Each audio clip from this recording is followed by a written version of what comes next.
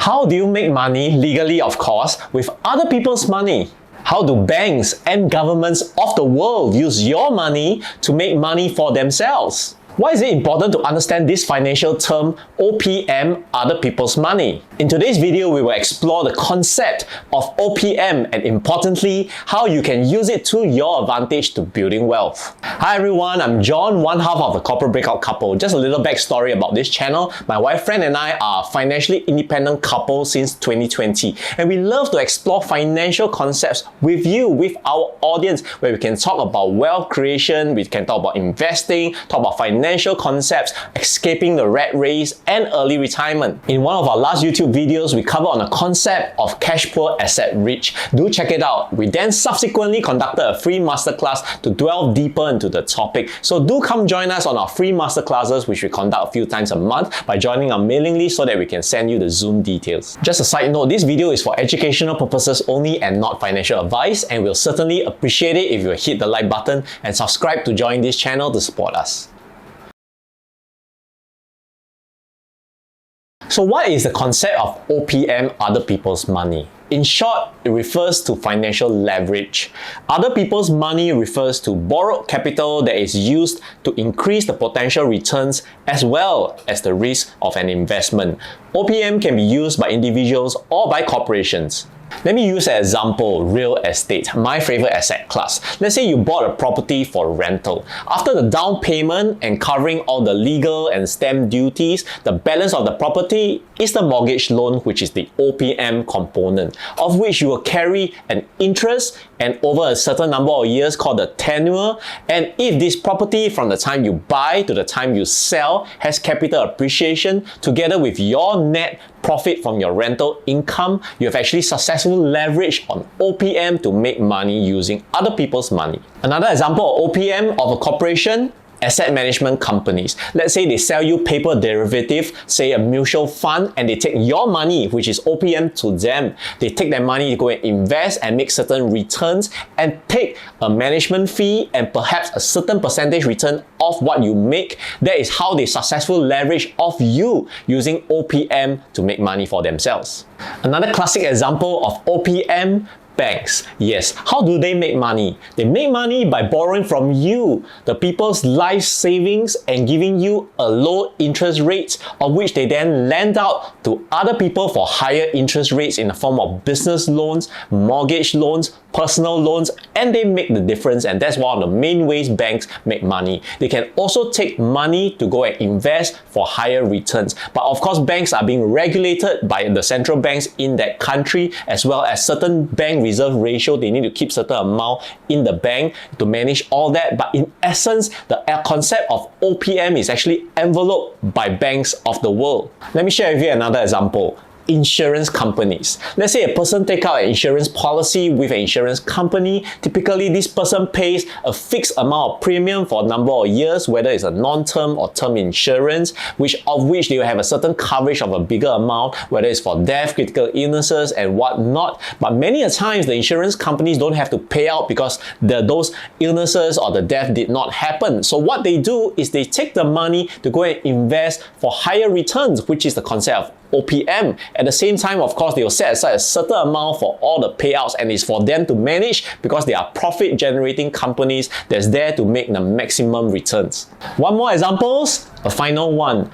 Brokerage companies and trading platforms do this. It's called copy trading. What these brokerages do is they take your money and use it for forex trading, options trading, or whatever kind of trading, and they promise you a 30-70, 40-60 split. Of course, you being the higher percentage, but the entire risk is using your money, which is borrowed capital, and then they take a 30 or 40% cut from it. But if the money is lost, the risk is entirely on you. So this is a powerful concept of using OPM to make money for the trading firm. If you think that only commercial companies are using the concept of OPM to make money, think again. The governments and central banks of the world are doing it actively as well. Let's start with the US government. And as you probably know, the US government is holding around 35 trillion worth of debt and is ever increasing. And who's funding all that? The Federal Reserve. Yes, the Federal Reserve are printing money through their quantitative easing exercises, through fiat currency, which is backed by essentially nothing, but yet absorbing all the mortgage-backed securities, the US Treasury bonds, and printing money out of thin air. And as it stands, based on the taxation of the US government and their fiscal policies, they cannot keep up with the level of debt that keeps increasing. So one day, it might explode.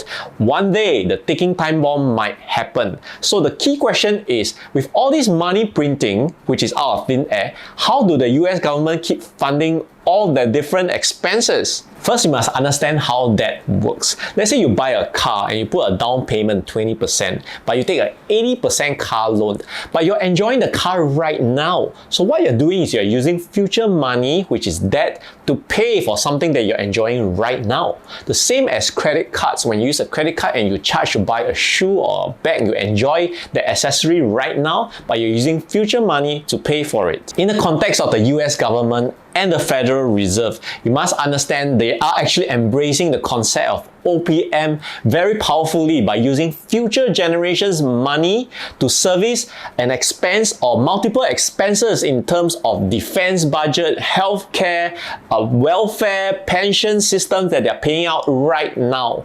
Another prime example of OPM on how governments of the world are leveraging on are sovereign funds. Let's say Singapore, for example, they have two main investment arms. One is GIC, Government Investment Corporation of Singapore, and Temasek Holdings, of which they are using these vehicles to invest in other countries in the form of treasury bonds, for example, like US Treasury bonds, in the form of other companies holding stakes so that they can get returns, right, for the country, for the nation to increase their pool of capital. But this is a very powerful concept of how countries of the world are leveraging using OPM as well.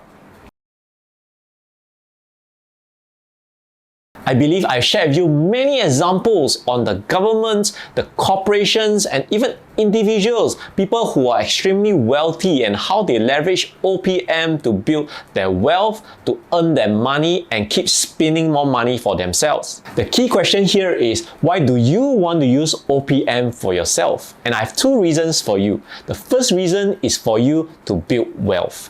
When you can use OPM towards your advantage, you generate higher returns and help you to accelerate your wealth building. And the second one is to be financially savvy so that you can then make money work hard for you instead of you working hard for money. OPM is one of the key secrets to how the rich gets richer, the wealthy gets wealthier, and it's no surprise to see that a lot of companies who are making a lot of money are in the finance industry, such as banks, financial institutions, because they really understand the game of money. I'm going to share with you a few ways on how you can use OPM towards your advantage. The first one is understanding how to harness good debt to make more money, of which you can use real estate as a prime example. One of the key things, especially for some of you who are holding a full-time job, you can use your job as a key leverage. Don't worry, when the bank access you, you are good for it. You can borrow more money, leverage the maximum that you can based on your risk appetite, based on your positioning, so that you can actually maximize your returns. But at the same time, if interest rates are high, borrow lesser. When interest rates are low, then borrow more. So you need to understand global interest rates as well. Another example is foreign currencies. If you understand the dynamics of foreign currencies, learn how to leverage the different currencies to make your money work hard for you. For example, if USD is strong, you might want to have assets that are based in US dollars, but when it's weak, like now, you might want to release some of the assets and then put it in other stronger currencies, and that's how you can play the game. These are the things to note when you want to use OPM. The first one is understanding your leverage risk. You don't want to be in a position where you're overgeared, you're borrowing too much money. Understand your capacity to borrow, and especially if you're in a relationship or in a marriage with you and your spouse, then you can combine your finances together to have a bigger pool of borrowing capacity, but do understand the risk around it. And the second one is understanding the global interest rates, as I mentioned earlier. Know when interest rates are high, where you want to borrow less, and when interest rates are lower, you can afford to borrow more. The third thing to note is your liquidity. Understand how much cash you need on the side for your contingency, for your expenses, for how many number of months, instead of taking everything and then putting it into your high risk assets. So understand your liquidity as well.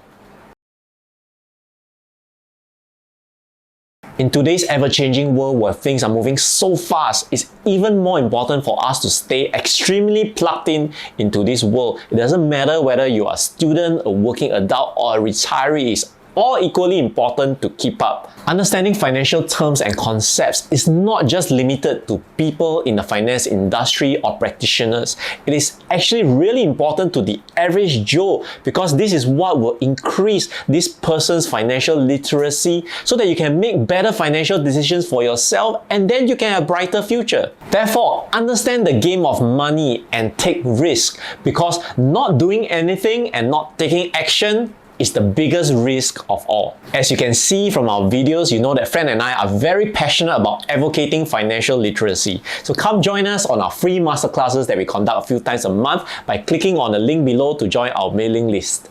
Also, do you know we have a free Facebook group called Breakout Community by Fran and John, where we share our experiences, our knowledge, and we have multiple interactions with our community members towards the same goal. This is a like-minded community that we've created that we want to support you on your financial journey. So come join us by scanning on the QR code or clicking Breakout Community by Fran and John on Facebook. I hope you have many takeaways from today's video. This is me, John, one half of the Corporate Breakout Couple, signing off. Do hit the like button, subscribe to join our YouTube channel, and share this video with your friends. See you in the next video.